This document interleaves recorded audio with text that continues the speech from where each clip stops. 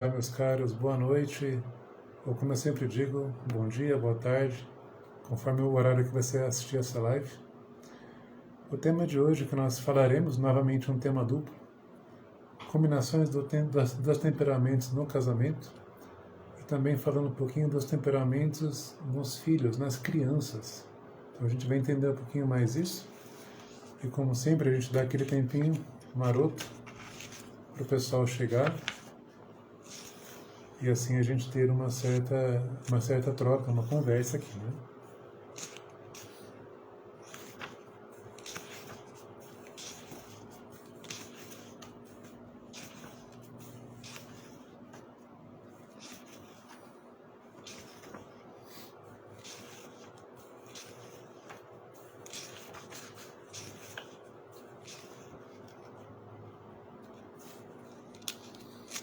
Muito interessante que o tema nosso aqui dos temperamentos, a abordagem que eu venho fazendo aqui com as lives, né, só dando uma retomada, é de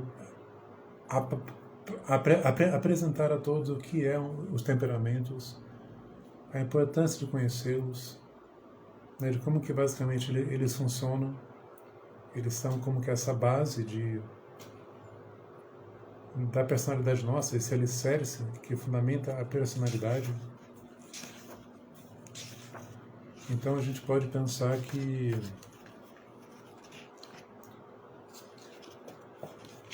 não somente para nós ele é necessário, né, esse conhecimento, mas ele é uma teoria, é um conhecimento que vai influenciar muitas pessoas que estão ao redor, no caso, né? Então,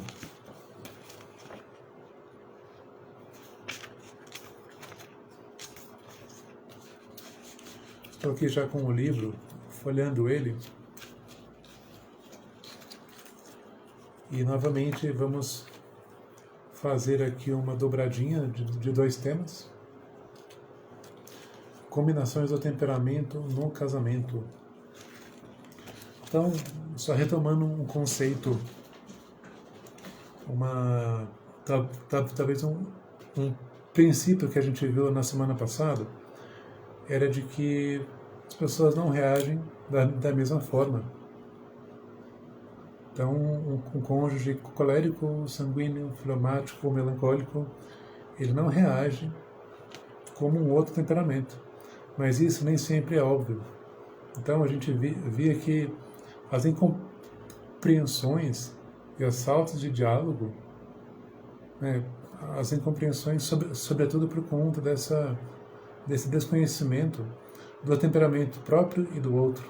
Então, como que isso faz uma diferença muito grande para os casais, né, para os namorados, os noivos, os esposos.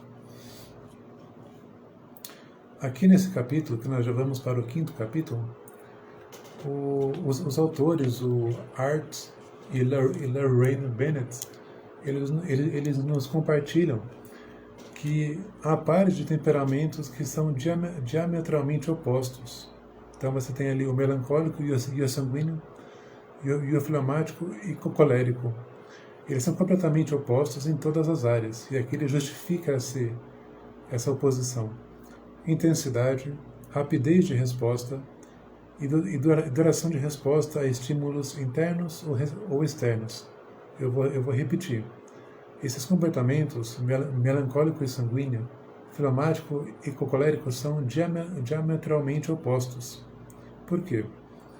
Porque eles são diferentes na intensidade, rapidez de resposta e duração de resposta a estímulos internos ou externos.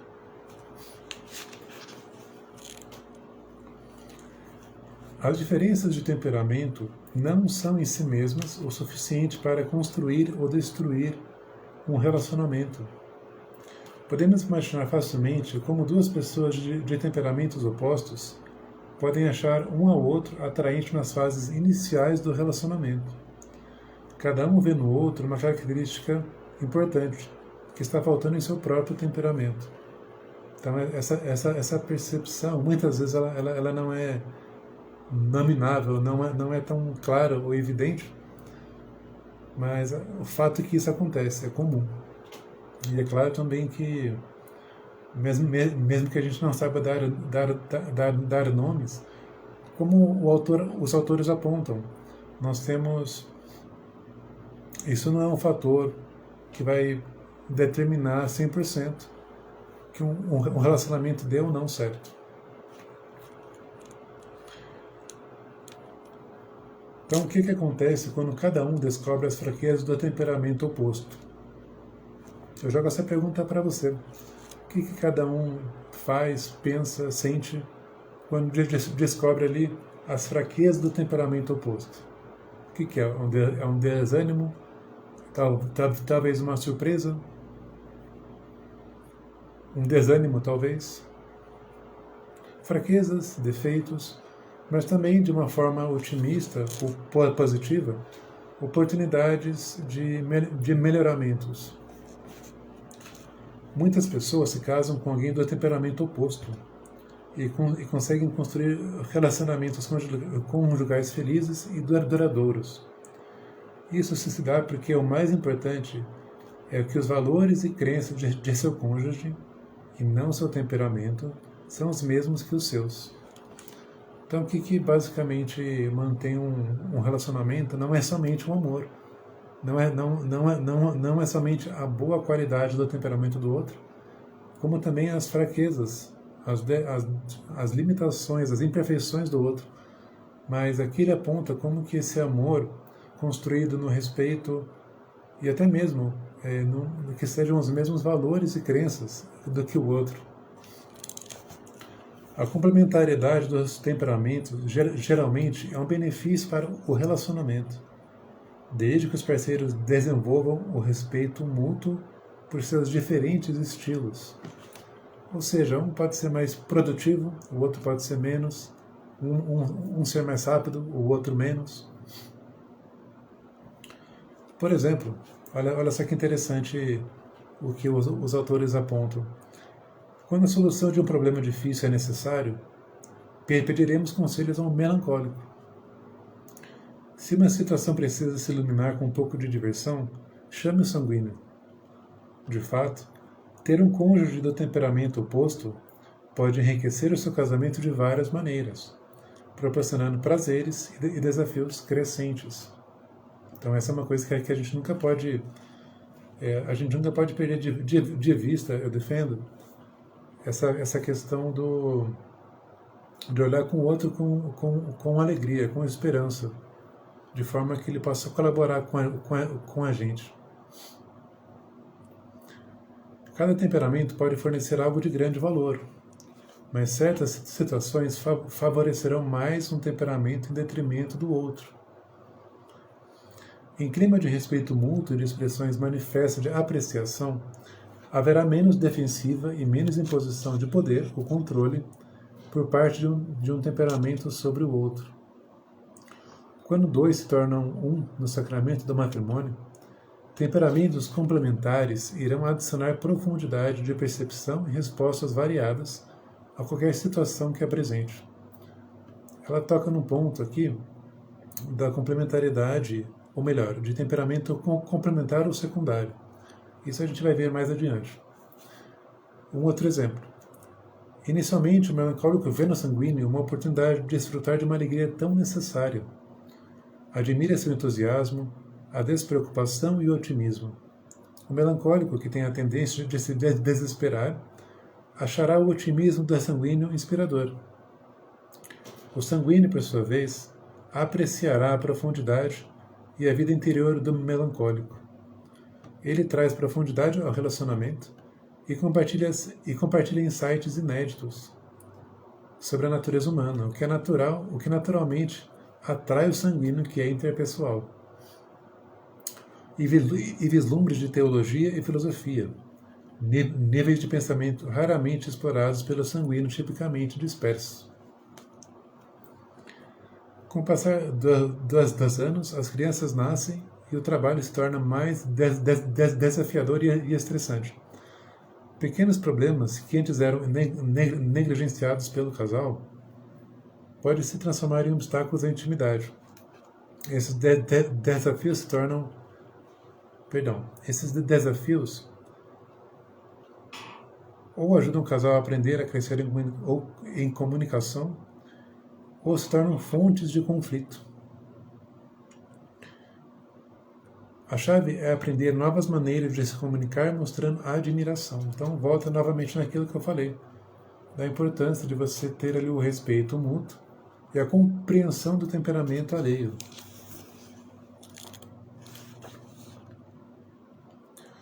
Bom, aqui ele vai contar o exemplo do Charles e da sua esposa. Sua esposa, Patty.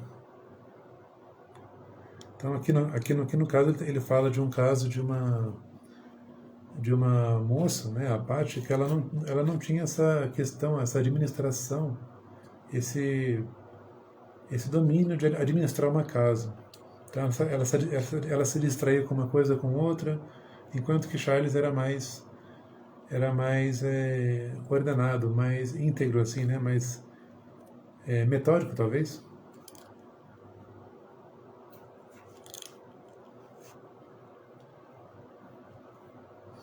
Então ela precisava dar um pequeno passo de cada vez para adquirir habilidades na esfera da organização, e também a gente pode pensar na virtude da ordem.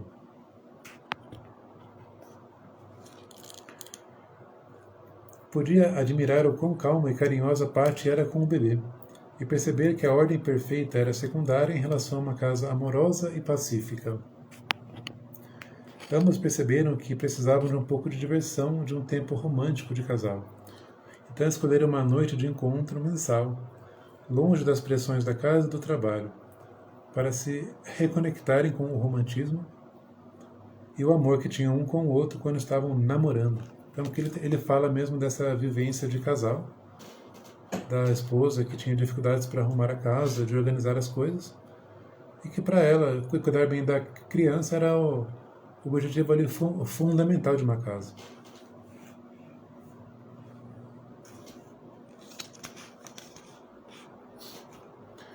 Compreender as características únicas e demandas das combinações de temperamentos podem ajudar os casais a valorizar suas diferenças e evitar que caiam em rotinas de comunicação, que só fazem provocar e prolongar as reações estereotipadas e nocivas. Aqui nós temos a visão geral dos temperamentos das cônjuges, que é até uma coisa que eu já toquei para vocês. E eu vou tocar em alguns pontos, em algumas possíveis combinações de temperamentos, que eu tinha falado para uma pessoa da live passada. A gente pode, né, se for olhar matematicamente falando, a gente tem 4 temperamentos, 4 tipos, e se a gente multiplica por 4, né, 4 vezes 4, são 16 as combinações possíveis. Então é evidente que eu não vou ler todas, porque não temos tempo, mas eu gostaria de salientar algumas possibilidades, algumas combinações possíveis. Então, por exemplo, você tem o colérico e colérica. Então, por exemplo, um sanguíneo e o colérico. Um criticismo excessivo de um colérico ele pode afetar profundamente os sanguíneos, mesmo que o sanguíneo tenha uma grande capacidade de perdoar. Um outro exemplo, o melancólico e colérico. O colérico pode ser contundente, enquanto que o melancólico leva muito tempo para dizer o que quer dizer e é facilmente ferido. Os melancólicos têm uma dificuldade em expressar admiração, mas os coléricos realmente precisam de muito elogio. Então a gente pode pensar numa linguagem de afirmação. Sanguíneo e sanguínea, ou um casal de sanguíneo. Eles valorizam muito a liberdade, a aventura e a animação. É um casal muito alegre, muito animado. Porventura, quando nós temos os dois melancólicos, parece que o otimismo ele é muito fraco, né? E as aventuras atraem... Isso para o melancólico já é algo que não lhe traz tanto entusiasmo, mas ele pode ser arrastado pelo sanguíneo, né? Então, por exemplo, o melancólico e sanguíneo O quanto que para o sanguíneo é uma linguagem de amor, que você curta ali o momento e se divirta com ele, que partilhe a sua alegria. Os melancólicos podem recuar em seus próprios pensamentos e deixar o falante sanguíneo frustrado, porque o melancólico ele é mais introvertido. O sanguíneo tende a provocar, enquanto os sentimentos do melancólico são facilmente feridos. São facilmente feridos, mas não é algo que determina uma vida toda. É claro que, à medida da percepção de cada um, isso pode ser atenuado de alguma forma. Melancólico e melancólico, agora sim. Ambos hesitam em pedir o que precisam e podem acabar se fechando. Lembre-se, seu cônjuge não é um leitor de mentes. Você tem ali dois temperamentos extremamente introvertidos, que não conversam, que têm uma dificuldade muito grande para isso. Então é claro que o aprendizado tem que ser mútuo, em expor esse mundo interior, expor a vida. Então é preciso que esses dois temperamentos juntos aprendam a perdoar, desenvolvendo sua vida interior. Uma última combinação possível que a gente pode pensar aqui é dos dois fleumáticos. Então nós temos aqui dois temperamentos que também são introvertidos, mas que valorizam muito a harmonia do casal. Embora você também tenha aqui os autores falam, né, que são dois temperamentos relaxados e parece que nenhum vai exercer a liderança em algo. Então, você tem ali ambientes estruturados, mas muito dever pode tirar a diversão de um casamento. Então, aqui não é um tipo de temperamento que seja muito intenso, que é produtivo igual o colérico, que está sempre agitado, está sempre em movimento. O fleumático é totalmente oposto.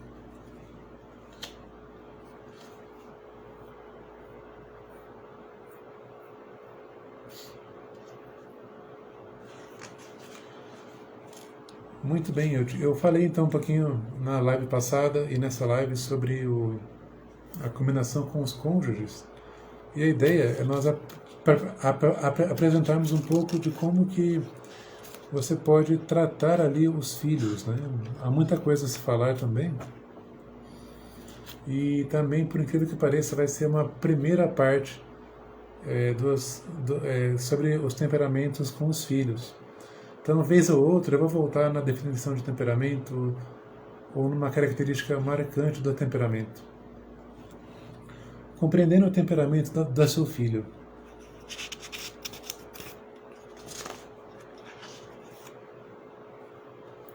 Então, a gente já viu que a graça se constrói sobre a natureza e é particularmente aplicável para a criação de filhos. Particularmente porque nessa idade você tem ali uma fase de educação, uma educação afetiva, espiritual, educação moral, entre várias educações. Mas principalmente uma educação dessa vida interior, de emoções, de maturidade, enfim. Então, dentro da nossa família, nossos filhos são formados tanto humana quanto espiritualmente.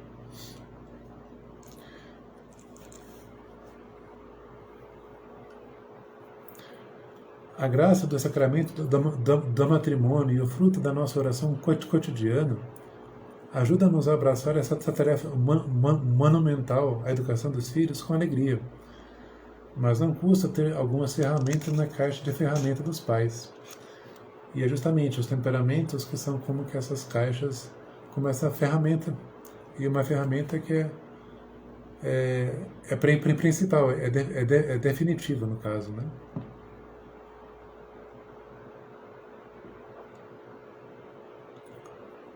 Olha só que interessante as reflexões que a gente pode pensar de forma geral a partir de cada temperamento.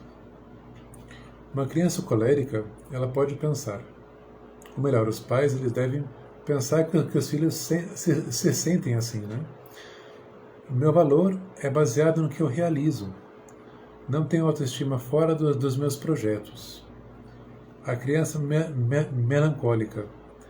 Minha autoestima é baseada no suprimento de minhas altas expectativas, de um perfeccionismo mesmo.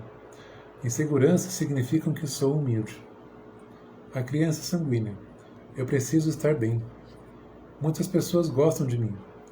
Minha autoestima depende do que você pensa de mim. Vou me adaptar ao grupo. Criança fleumática. Eu prefiro abrir mão de meus propósitos e desejos, estar sozinho e estar infeliz, do que me envolver em conflitos. Então há uma certa ausência de vontade e convicções, talvez.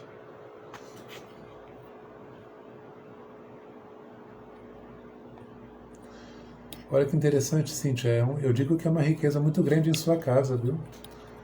E porque assim, se fosse só do nosso temperamento, a gente não ia ter essa diversidade de riquezas, né? De desafios mesmo, né? Então eu acredito que seja uma riqueza, uma diversidade de dons, né? De temperamentos, mas um aprendizado constante. Eu agradeço a partilha tua, né? Então a gente viu como que cada filho, cada criança, ele tem ali uma percepção de si e dos outros também, para que ele se sinta seguro, capaz de si e confiante. Então, se a gente pensa agora no colérico, no pequeno colérico, ele é fiel ao temperamento, ele é uma criança colérica que exerce a liderança e cheia de ambições. Tem muita força de vontade, determinação e é um rápido aprendiz. Um outro lado da moeda é um temperamento muito impaciente. Então você tem ali uma questão de argumentação constante, de uma teimosia, de uma intromissão exagerada talvez, irascível e ocasionalmente carente, em especial quando as coisas não acontecem do jeito que ela quer, ou seja, quando se depara com uma contrariedade. Você pode ter de convencê-la de que as coisas que ela julga desinteressantes também podem ser importantes e merecedoras de sua atenção. Limpar seu quarto, praticar suas aulas de música, aprender as verdades da matemática, considerar os sentimentos de outras pessoas ou fazer suas orações diárias. Então, como eu falei, os coléricos são muito, como eu falei, argumentativos, mas a gente pode pensar que eles debatem mesmo. Então, duas lutas de poder são mais prováveis com coléricos, porque tem um desejo mais focado, talvez até mesmo mais forte. A gente vai entender daqui a pouquinho, mas eu já adianto que isso não necessariamente é pessoal, ele não afronta propriamente a mãe, o pai, ou não na maioria das vezes, né? Mas é uma coisa mesmo que ele precisa se provar muitas vezes, né? Então diga ao seu filho, aqui ele já aponta algumas orientações, ao seu filho colérico, que contanto que ele expresse seu argumento em um tom respeitoso, você estará disposto a ouvi-lo, mesmo quando discordar. Então jovens coléricos curtem o confronto verbal, como filhotes gostam de brincar de buscar a bolinha. É mais uma questão de jogar do que uma tentativa de usurpar sua autoridade.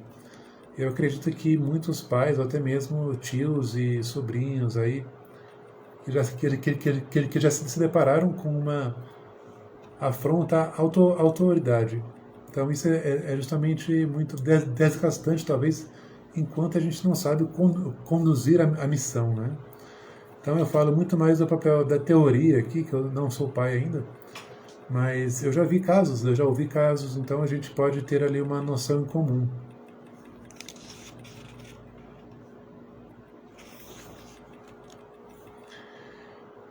Uma questão da cooperação é o desafio.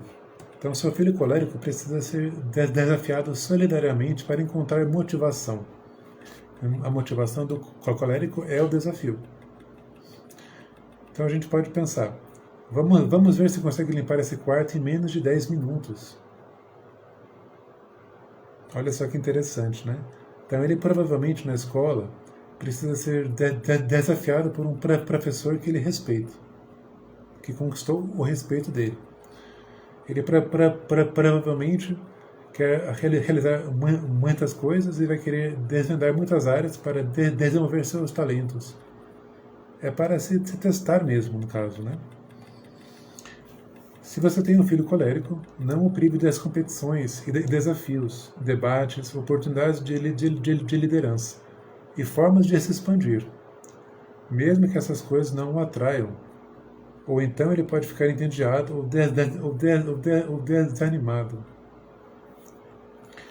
Então, um ponto que vai ser fundamental para o colérico crescer assim, em virtudes, e como eu postei esses dias, que a caridade ela é a locomotiva das virtudes, ele vai ter que crescer em compaixão, em mansidão, em perdão, e também dessa forma, consequentemente, na empatia.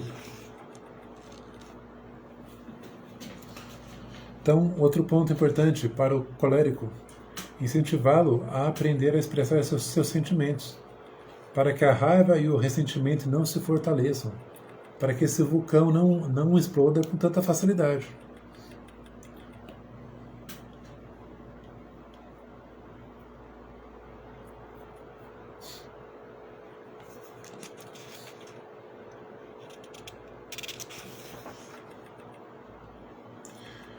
Cada autor, então esse autor ele vai falar uma síntese de cada temperamento, daquilo que a gente deve fazer e daquilo que a gente não é indicado a fazer.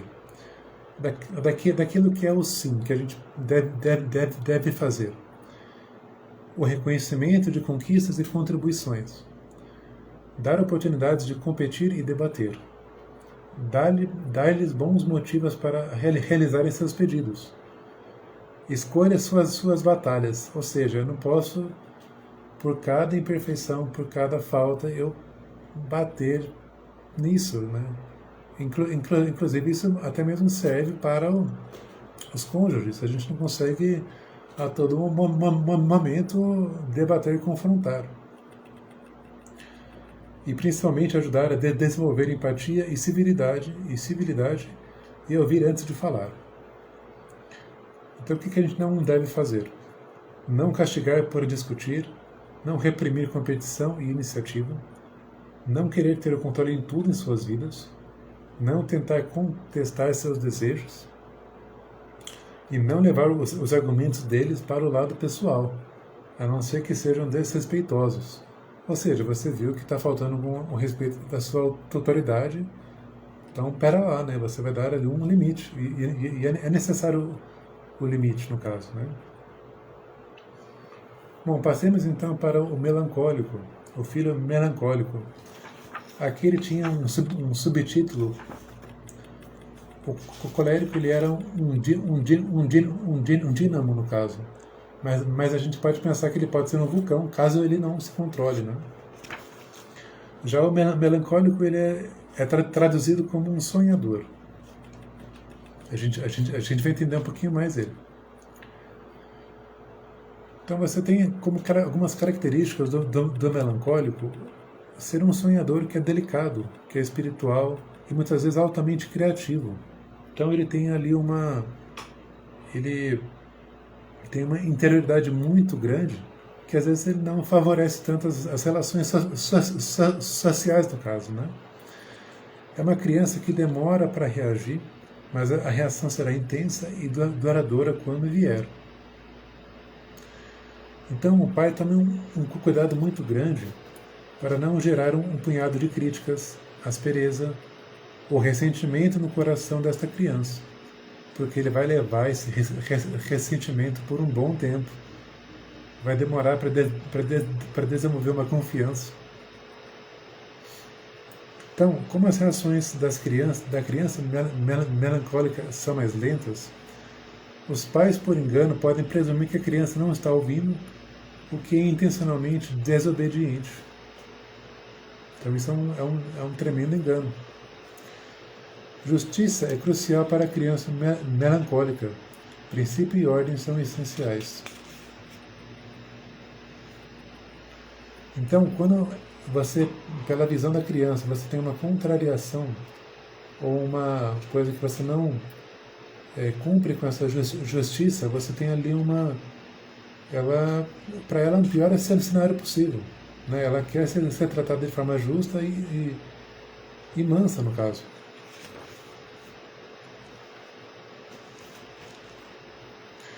Uma outra dica que os autores apontam é darem aos filhos melancólicos dicas de como lidar com agressores da escola. Você pode até praticar isso interpretando. É o que na psicologia a gente pode chamar de roleplay. Ou seja, de ter ali um pequeno jogo de papéis, como se fosse uma simulação ou um teatro.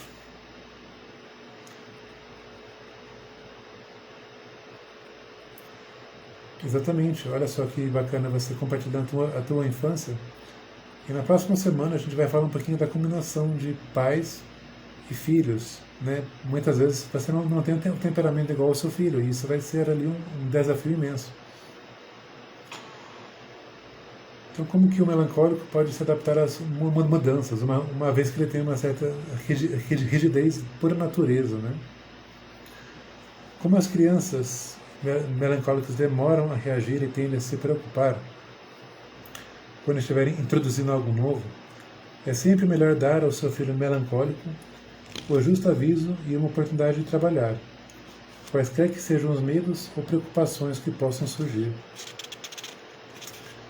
Seu filho melancólico, por outro lado, terá uma reação muito forte, como respostas de mudanças, e precisará de muito tempo para se adaptar e trabalhar a coragem de enfrentar a nova situação. Seu filho melancólico não precisa de muito tempo para se adaptar, para mudar ou para aprender uma nova ideia, mas ele próprio talvez nunca inicie uma mudança por si mesmo. Olha só, então parece que essa mudança, esse impulso, essa faísca não é tão forte para o melancólico. Então, passeie com seu filho pela rua para encontrar um novo vizinho, agendar as reuniões com os professores ou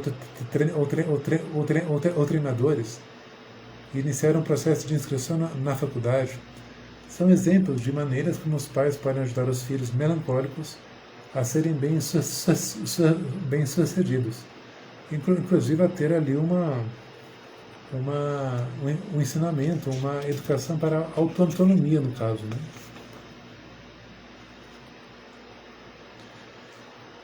Os melancólicos costumam ver a importância da tarefa que devem realizar, mas simplesmente não estão prontos para isso, por medo ou falta de confiança.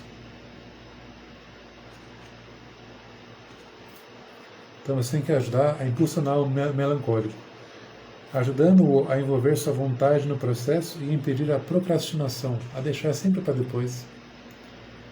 Mas estamos usando o toque delicado e pessoal, que ajuda o melancólico a se sentir seguro e amado, e a sair da sua concha.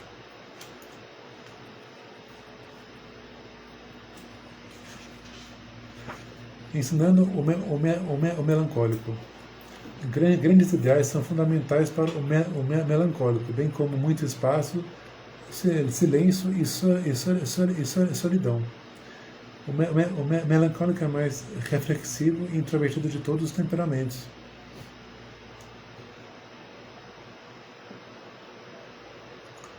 Por outro lado, a criança melancólica precisa, sim, aprender habilidades sociais simples, como apertar a mão de alguém, como dizer um por favor, um obrigado, a fazer o contato visual. Aqui fica muito faz muito sentido a live que eu fiz sobre introversão e timidez, porque é uma coisa muito forte para o melancólico, mas eu sempre apresento um olhar de esperança. É possível a gente fazer alguma coisa. Então não tente resolver imediatamente todos os problemas que a criança melancólica traz à tona,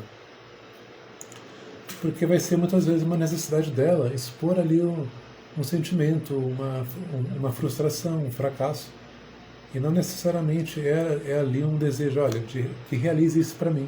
Não, ele só quer falar muitas vezes.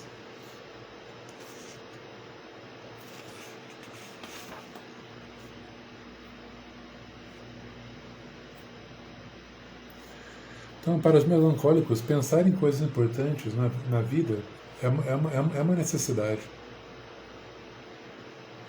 Então, ajude a fortalecer a vontade para lidar com essas coisas que envolvem ali mais de um passo, que envolvem um certo desconforto. Olha só que fundamental essa parte. Quanto mais enfrentar ativamente as coisas verdadeiramente importantes em sua vida, mais feliz a criança melancólica será.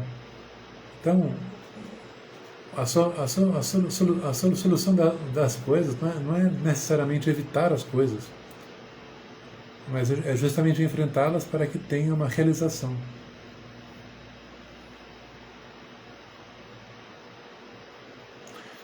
Na vida espiritual, a gente pode abordar um pouco isso.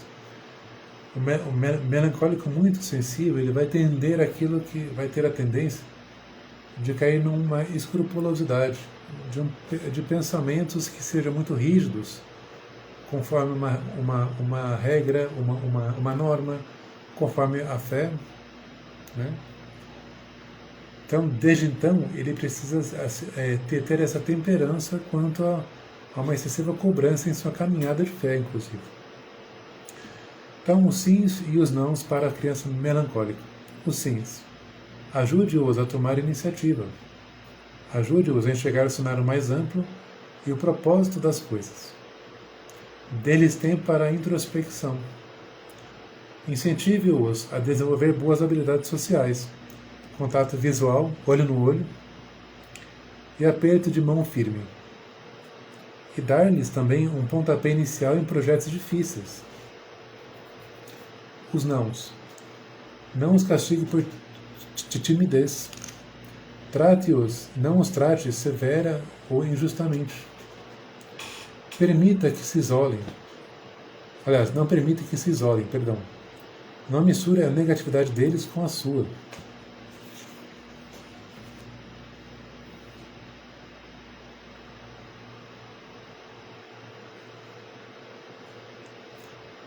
Olha, Cíntia, muito obrigado pelo feedback e é realmente a primeira série de lives que eu estou fazendo e se eu alcancei apenas uma pessoa já está valendo muito a pena. Muito obrigado, viu? Vamos para o filho sanguíneo. Então aqui a gente tem nasce uma estrela, alguém que já brilha, que já chama a atenção.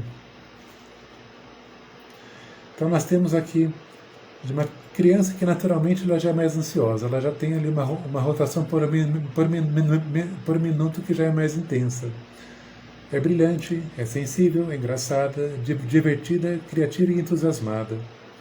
Aprende rápido e é igualmente rápida em reagir, mas nunca guarda rancor.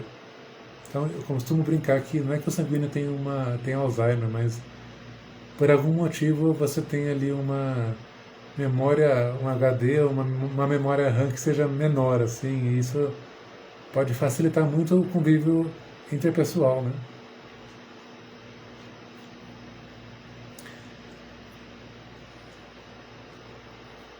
Então as crianças tendem a ter os sentidos ativos e a manter curtos períodos de atenção. A criança sanguínea expressa abertamente sua necessidade de amor e admiração, muito mais serenamente do que os outros temperamentos.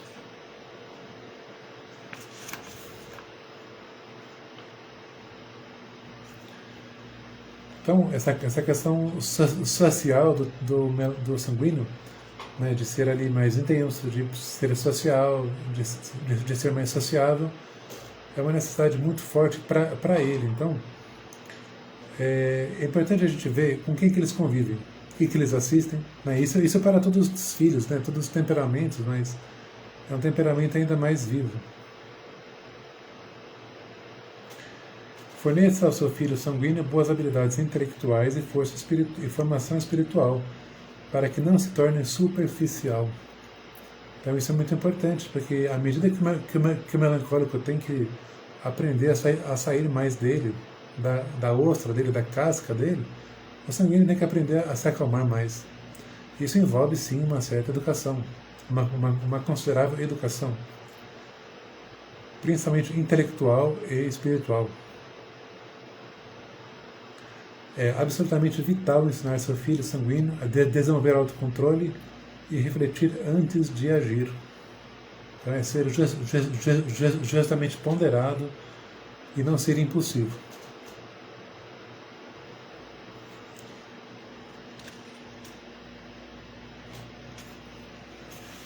Olha que interessante. Eles precisam ser de orientação alegre, para que sua natureza não o leve à desorganização, à superficialidade e a seguir a multidão.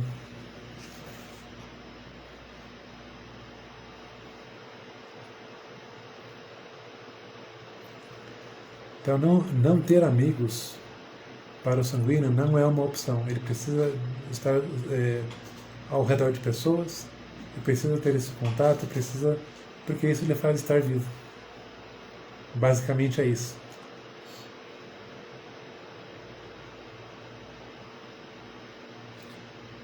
Então, quais são os sims e os nãos para a criança sanguínea? O sim, ajude-os a organizar o tempo com sabedoria. Forneça estrutura e diretrizes concretas. Dê-lhes ideais nobres para perseguir. Ajude-os a refletir e aprofundar mais. Incentive-os a desenvolver boas amizades. Comunique-se frequentemente e valorize o humor deles. Mostre interesse em seus amigos e interesses.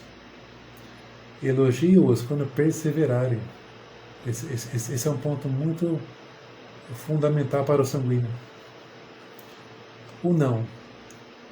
Não tire a diversão deles, a menos que isso lhe passe a maior parte do seu tempo, no caso, né? Não os deixe inteiramente responsável por suas escolhas. Então a gente pode até pensar que nessa construção de uma liberdade, a gente tem que ir moldando esse processo que ele vai ter para que possa justamente escolher com sabedoria, escolher com maturidade, e não somente de forma impulsiva, né? Não lhes negue a vida social, não zombe de seus interesses e não os castigue severamente ou repressivamente. Olha só que nome lindo, José Lucas. Bom, quem sabe, né, Cíntia?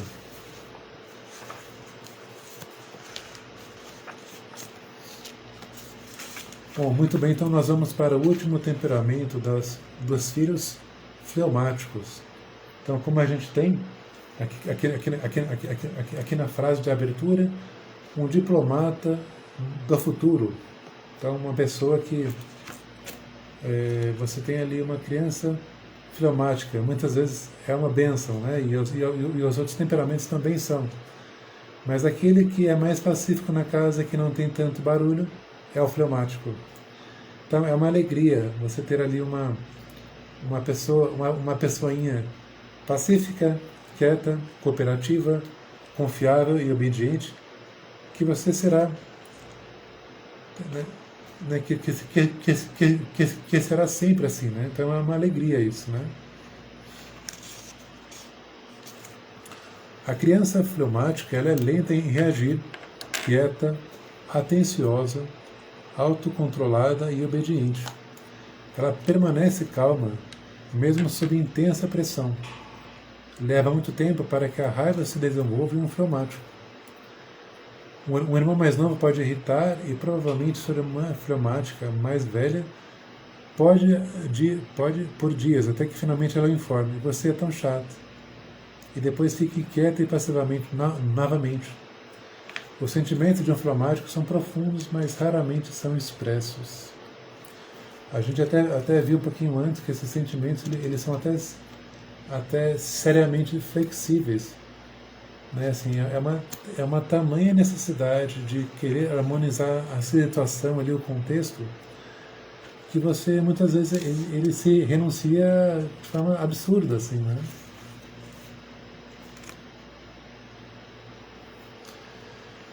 Por si mesmo, uma criança fleumática pode não se entusiasmar com certas ideias ou atividades.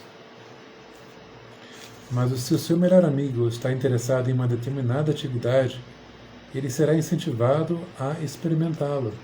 Então, as amizades, né, as boas amizades, podem fazer com que um pequeno fleumático tenha ali uma motivação, que tenha forças para executar algo que ele sozinho não realizaria.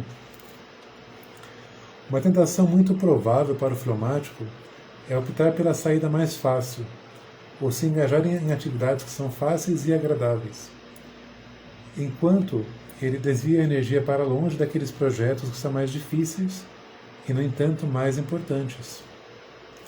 Você pode ajudar seu filho fleumático a sair para fora de si, encorajando-o a assumir papéis de liderança.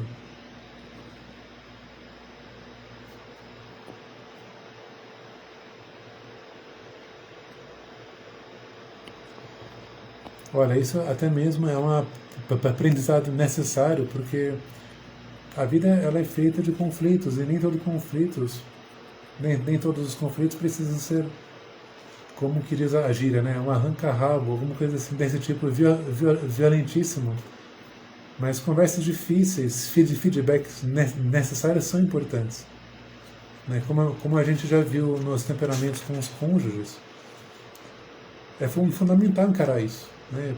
Não necessariamente para magoar você, mas para que a harmonia, a convivência ela seja ainda mais eficaz, seja ainda melhor do que está. Então, por medo de melhorar algo, eu deixo como estão as coisas, né?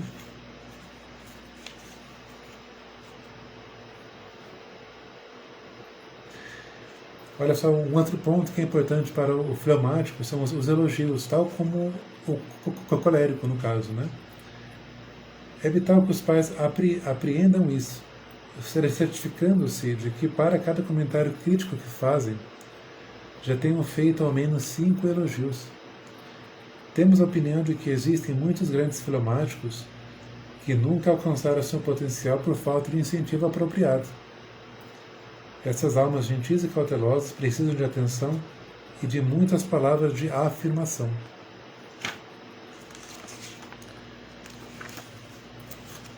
Então, algumas considerações sobre alguns ambientes estruturados que podem motivar o fleumático. Seu filho fleumático precisa desenvolver habilidades de planejamento. Ele não é naturalmente inclinado a olhar para a nebulosa, névoa do futuro, e imaginar se daqui a 6 meses, 1 ano ou daqui a 5 anos. Na realidade, quando seu fleumático é encorajado a penetrar nas profundezas de sua própria psique, você pode se surpreender com a maturidade e o equilíbrio de seus pensamentos. Então, como que é importante, tal como com o melancólico, ajudar o fleumático a expor seus sentimentos, seu mundo interno, a perscrutar as profundezas do seu coração e da mente da alma, aliás, e da mente da criança fleumática.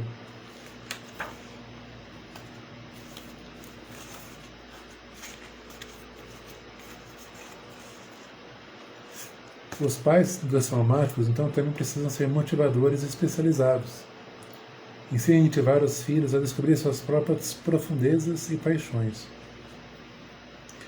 Com uma boa formação humana e espiritual, A criança fleumática evoluirá para o indivíduo de ideais nobres, exibindo contenção e autocontrole, capaz de fazer sacrifícios pessoais por Deus e seus amigos.